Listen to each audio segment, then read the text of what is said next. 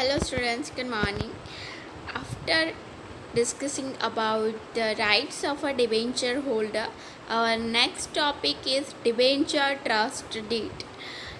ये डीड क्या होता है? ये डिबेंचर ट्रस्ट डीड है जो कॉन्सेप्ट। तो यहाँ पे डीड क्या होता है, तो हमने पहले पार्टनरशिप देखा होगा, तो हमें पता होगा कि पार्टनरशिप डीड आता है मतलब कि पार्टनर्स के बीच में एक एग्रीमेंट होता है जहाँ पे टर्म्स एंड कंडीशन सारी मेंशंस होती हैं। तो वैसे ही डिबेंचर ट्रस्ट डीड होता है, मतलब कि एक एग्रीमेंट होता है जहाँ पे सारी कंडीशंस मेंशन होती है। डिबेंचर इशू के रिलेटेड जो सारी मैटर्स होती है वो यहाँ पे इंक्लूडेड होती है। तो ये डिबेंचर ट्रस्ट डीड में ये सब इंक्लूडेड होता है। तो डिस्कस करते हैं debenture trust deed. Debenture is a डेब्ट फॉर द कंपनी। तो ऑब्वियसली हमें पता है कि ये लायबिलिटी साइड पे शो होता है, ये कंपनी की डेब्ट है, हमें थोड़े टाइम के बाद उसको रिपेमेंट करना है। The company mortgages pledges it's assets in favour of debenture holder against the डेब्ट रेज। तो जितनी अमाउंट की डेब्ट मतलब कि कैपिटल इंक्रीज़ करनी है हमें हमारी, तो हमें उतनी अमाउंट चाहिए, तो उसके लिए हम डिबेंचर इशू करें तो उसके अगेंस्ट उसके सामने हमें उतनी वैल्यू की असेट हमें मॉर्गेज करनी होगी। कंपनी की जो असेट होगी वो मॉर्गेज करनी होगी ताकि जो डिबेंचर होल्डर है उनके साथ कोई हार्म ना हो, उनके साथ कोई फ्रॉड ना हो। बिकॉज कंपनी ने 5 ईयर के फॉर एग्ज़ाम्पल 5 ईयर के डिबेंचर इशू किए हैं। अब कंपनी की ऐसी सिचुएशन आ गई कि 2 ईयर में ही ऐसी वर्स्ट कंडीशन आ गई कि कंपनी अब रन नहीं कर पाएगी, कंपनी के पास इतने पैसे नहीं हैं। तो रीपेमेंट का क्वेश्चन कहाँ से आएगा? कंपनी रीपेमेंट ही नहीं कर पाएगी बिकॉज उसके पास उतनी रिजर्व्स ही अवेलेबल नहीं है। तो उस टाइम पे डिबेंचर होल्डर्स जो है उनके साथ कोई फ्रॉड ना हो, मतलब कि उनके इंटरेस्ट को कोई हार्म ना करे, इसलिए पहले से उतनी वैल्यू की असेट मॉर्गेज की जाती है ताकि ऐसी कोई वर्स्ट कंडीशन आए इफ, तो उस टाइम पे जो असेट है उसे सेल करके जो डिबेंचर होल्डर है उनको रीपेमेंट हो सके। तो इसलिए ये डिबेंचर होल्डर्स के इंटरेस्ट के लिए असेट्स मॉर्गेज की जाती है। As per the Indian Companies Act, a contract agreement is executed between the company and debenture holders, and the said contract is registered with the registrar of companies। तो company and debenture holder के बीच में agreement होता है और वो agreement कहाँ register होता है? रजिस्ट्रार ऑफ कंपनीज, ROC के पास रजिस्टर होता है। Thus, this contract agreement that lays down the condition of debenture issue is known as trust deed और trust agreement। तो deed मतलब एक agreement ही है जहाँ पे सारी conditions, terms सब mention होगा, सारी related to debenture issue, वो सारी matters यहाँ पे discuss होगी। तो ये हुआ debenture trust deed। The debenture holders of a company are scattered over different places and they are unorganized। तो यहाँ से कौन सा कॉन्सेप्ट स्टार्ट हो रहा है? ट्रस्टीज़ का, कि ट्रस्टीज़ क्यों अपॉइंट किए जाते हैं। हमने पहले ट्रस्टीज़ के बारे में डिस्कस किया, बट क्वेश्चन अराइज हुआ होगा कि ट्रस्टीज़ क्यों अपॉइंट किए जाते हैं। तो वो रीज़न ये है कि डिबेंचर होल्डर्स जो होंगे वो ऐसा तो नहीं है कि स्पेसिफिक पर्टिकुलर एरिया से ही बिलोंग करते होंगे, कोई साउथ से है, कोई नॉर्थ से है।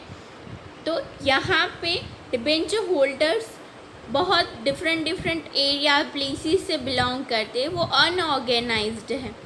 दैट्स वाई वो लोग एक अपना रिप्रेजेंटेटिव अपॉइंट करते। पर्टिकुलर एक रीजन ले लो कि साउथ के जो डिबेंचर होल्डर है वो एक मेंबर अपॉइंट करते, एक पर्सन उनमें से ही चूज़ करते हैं और उसे ट्रस्टी बनाते हैं।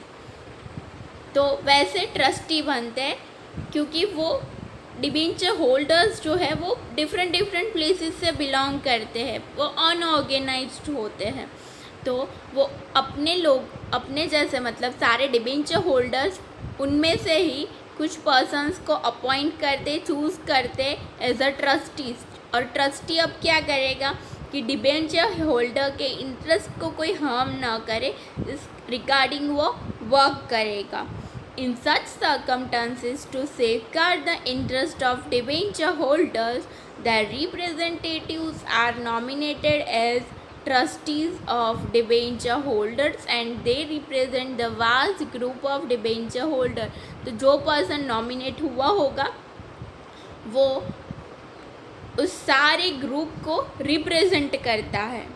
This debenture trustees on the faith of debenture holder and work in a neutral manner to safeguard the interest of debenture holders.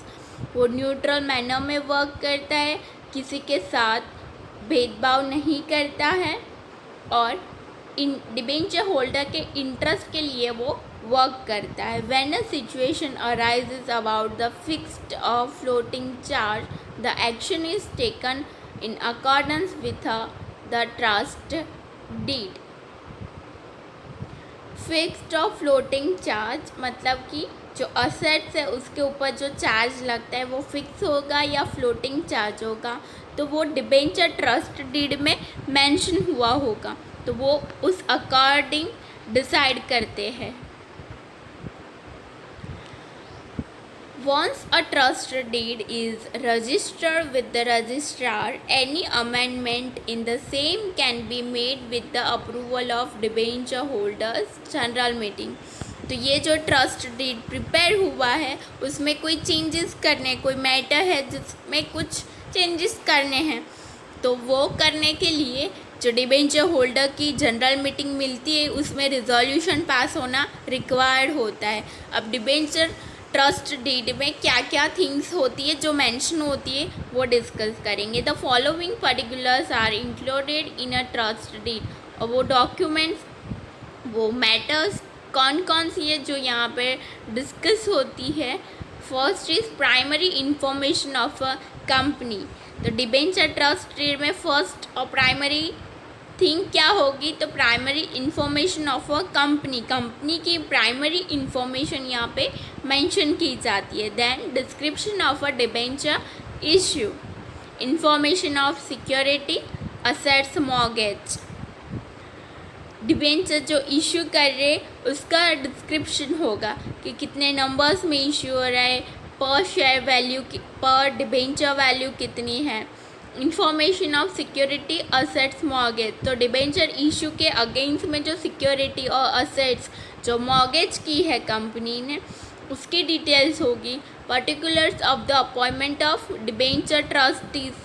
तो वो जो ट्रस्टीज अपॉइंट हुए हैं उनकी डिटेल्स होगी. इवेंट्स ऑफ डिफ़ॉल्ट्स, की कोई डिफ़ॉल्ट करे कंपनी तो उस रिगार्डिंग इंफॉर्मेशन भी प्रोवाइड की जाती है. देन 7 थिंग्स मेंशन होती है. Then 6th is obligation of a company. कब कंपनी ऑब्लिग होती है, मतलब कि कब ऐसी कौन सी सर्कमस्टेंसेस हो जब कंपनी को वो फॉलो करना होगा और वो कंपनी को कंप्लाई करना होगा. मिसलेनियस जो एक्स्ट्रा थिंग्स क्या है. Amendment made in any matter of trust deed.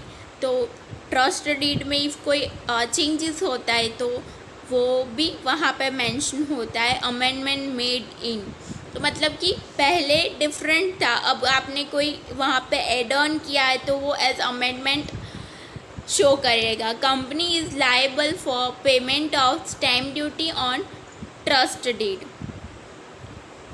Then provision for meeting of debenture holders and resolution of grievances, objections and resolution thereof. तो मीटिंग के प्रोविजंस क्या होंगे. देन ग्रीवांसेस, इफ मतलब कि resolution दो parties के बीच में, इफ़ कोई ऑब्जेक्शन रेज करता है तो उसके लिए क्या प्रोसीजर होगी, रिजोल्यूशन कैसे पास ऑन होगा. तो ये इस रिगार्डिंग सारे प्रोविजंस वहाँ पे मेंशन होंगी. तो ये था डिबेंचर ट्रस्ट डीड. उसमें कौन कौन सी चीज़ें मेंशन होती है. कंपनी के बारे में होता है, डिबेंचर इशू के बारे में जनरल थिंग्स होती है, जो असेट्स मॉर्गेज की जाती है उस रिगार्डिंग इंफॉर्मेशन होती है. देन डिबेंचर ट्रस्टीज़ के बारे में डिफ़ॉल्ट्स इफ़ कंपनी करे तो, then obligation of company, company की ऑब्लिगेशन कब होगी, देन मिसलेनियस थिंग्स,